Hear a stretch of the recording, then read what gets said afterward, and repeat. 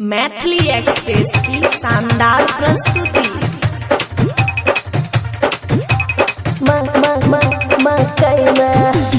DJ Gudduraj Madhubani. खुशी recording studio बलुआहा। मकई में छौरा पकड़ के हमरा घोलैत गेलै मकई में मुड केलकै खराब हमर पड़तै शराब फेर देलकै फराक मकई में हेग जगह पर जाके लटक गेलै मकई में हेग जगह पर जाके लटक गेलै मकई में मकई में DJ Guddu Madhubani. DJ Guddu Madhubani. DJ Guddu Khushi recording studio Baluaha.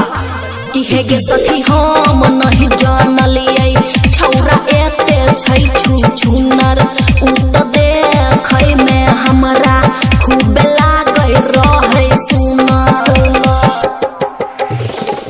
कि हे गे सखी हम नहीं जानलियै छौरा एते छै छुछुनर उ त देखै में हमरा खूब लागै रहै सुनर।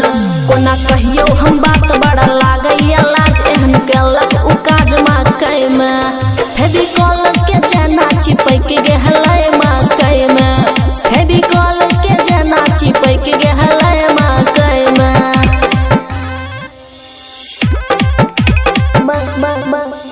DJ Guddu Madhubani. DJ Guddu Madhubani. DJ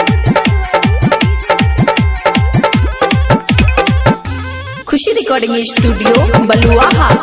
कि हे गे सखी बबुआ राहुल जब जान जेतै बात कुल हम नक्की के सोझा में हमर भेद जैतै खुल।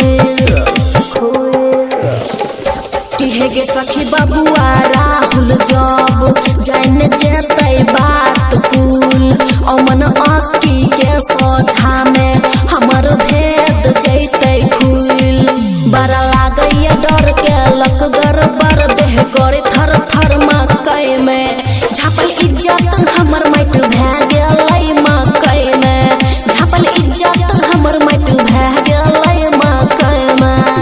खुशी रिकॉर्डिंग स्टूडियो बलुआहा।